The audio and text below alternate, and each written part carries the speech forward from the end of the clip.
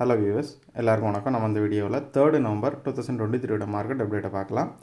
அப்புறம் stocks Apollo hospitals, Adani ports, Eicher motors இதெல்லாம் இதுக்காக ரேலி ஆச்சுது. SBI life insurance, doctor Reddy's lab, Bajaj Finserv இதெல்லாம் இதுக்காக டிக்ளைன் ஆச்சுது.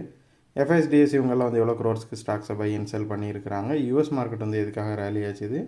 க்ரூடு கரன்சி இதோட ரேட்ஸ் எல்லாத்தையும் நம்ம இந்த வீடியோவில் பார்க்கலாம். ஃபஸ்ட் வந்து மார்க்கெட் அப்டேட்டாக பார்த்துடலாம். அதுக்கு முன்னாடி நீங்கள் இன்னும் இந்த சேனலை சப்ஸ்கிரைப் பண்ணாமல் இருந்தால் மறக்காமல் சப்ஸ்கிரைப் பண்ணுங்கள். அப்படியே அந்த பெல் ஐக்கானை கிளிக் பண்ணிங்கன்னா டெய்லி அப்டேட்ஸ் தவறாமல் கிடைக்கும்.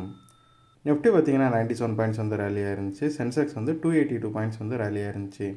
அப்போலோ ஹாஸ்பிட்டல்ஸை பார்த்தோம் அப்படின்னா 266 பாயிண்ட் வந்து ரேலியாக இருந்துச்சு. ஒரே நாளில் 5.45% வந்து ரேலியாக இருந்துச்சு. இதுக்கு ரீசன் பார்த்தோம் அப்படின்னா ஃபாரின் புரோக்கர்ஸ் மார்கன் ஸ்டான்லி அப்புறம் வந்து பேங்க் ஆஃப் அமெரிக்கா வந்து இதுக்கு வந்து பை கால் கொடுத்துருக்குறாங்க.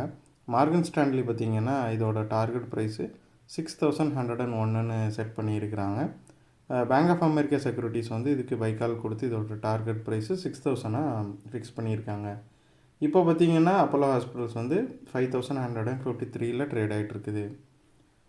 அப்புறம் அதானி போர்ட்ஸை பார்த்தோம் அப்படின்னா 21 பாயிண்ட்ஸ் வந்து ரேலியாக இருந்துச்சு. இதுக்கு ரீசன் பார்த்தோம் அப்படின்னா இஸ்ரேலில் இருக்க இவங்களோட ஹைஃபாங்கிற போர்ட்டில் வந்து லாஸ்ட்டு அக்டோபரில் 1.1 மில்லியன் மெட்ரிக் டன் கார்கோ வந்து அவங்க ஹேண்டில் பண்ணியிருக்கிறாங்க.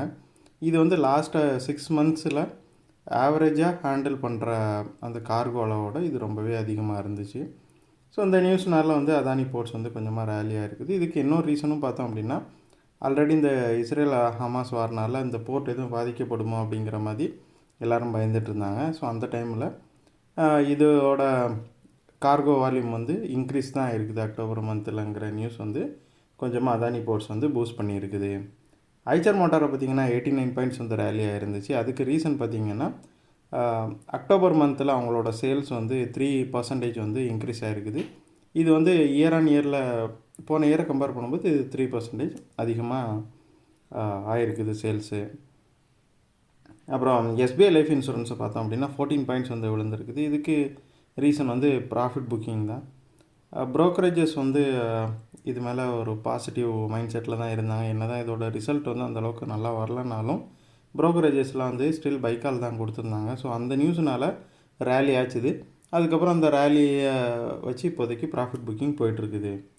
டாக்டர் ரெட்டிஸ் லேப் பார்த்திங்கன்னா 75 பாயிண்ட்ஸ் வந்து விழுந்திருக்குது. டாக்டர் ரெட்டிஸ் லேப் வந்து லாஸ்ட்டு ஃபியூ டேஸாகவே வந்து விழுந்துட்டு தான் இருக்குது. இப்போதைக்கு அது வந்து ஒரு 3 மந்த் லோவில் இருக்குது.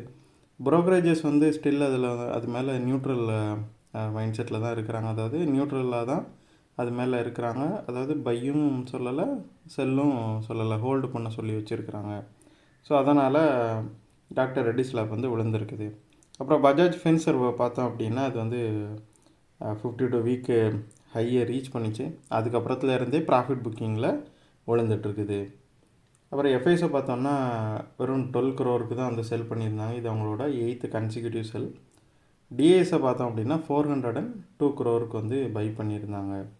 அவங்க வந்து 14th கண்டினியூஸ் டேவாக டிஏஎஸ் வந்து பை பண்ணிகிட்ருக்குறாங்க.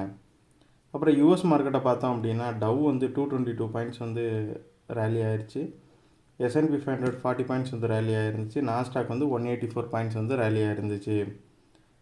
யூஎஸ் மார்க்கெட் வந்து எதுக்காக பாசிட்டிவ் மைண்ட் செட்டில் ரேலி ஆச்சுதுன்னு பார்த்தோம் அப்படின்னா அதோட அக்டோபர் ஜாப்ஸ் டேட்டா வந்து இருந்துச்சு. அந்த டேட்டா வந்து மார்க்கெட்டை ப்ளீஸ் பண்ணுற விதமாக நல்ல விதமாக தான் இருந்துச்சு. ஸோ அதனால் பார்த்திங்கன்னா யூஎஸ் மார்க்கெட் நல்லாவே ரேலியாக இருந்துச்சு. அப்புறம் க்ரூடை பார்த்திங்கன்னா பிரெண்ட் வந்து 85.17 இருக்குது. 1.68 வந்து விழுந்திருக்குது. 1.93% ஃபாலுது. அதாவது மார்க்கெட் வந்து என்ன திங்க் பண்ணுது அப்படின்னா இஸ்ரேல் ஹமாஸ் வார் வந்து கையை மீறி இன்னும் போகலை. அதாவது ஓரளவு கட்டுக்குள்ளே தான் இருக்குது. இவங்க நினச்ச மாதிரி பயப்படுற அளவுக்கு எதுவும் அங்கே நடக்கலை அப்படிங்கிற மாதிரி மார்க்கெட் திங்க் பண்ணுது. பட் மார்க்கெட் வந்து ரொம்ப எக்ஸ்ட்ரீமாக திங்க் பண்ணுச்சு இந்த வாரனால் பெரிய பெரிய பிரச்சனைகள் வரும்னு. ஸோ அந்தளவுக்கு எதுவும் இது வரைக்கும் நடக்காததுனால யூஎஸ் மார்க்கெட்டு அதாவது இன்வெஸ்டர்ஸ் வந்து ஒரு பாசிட்டிவ் மைண்ட் செட்டில் தான் இருக்காங்க.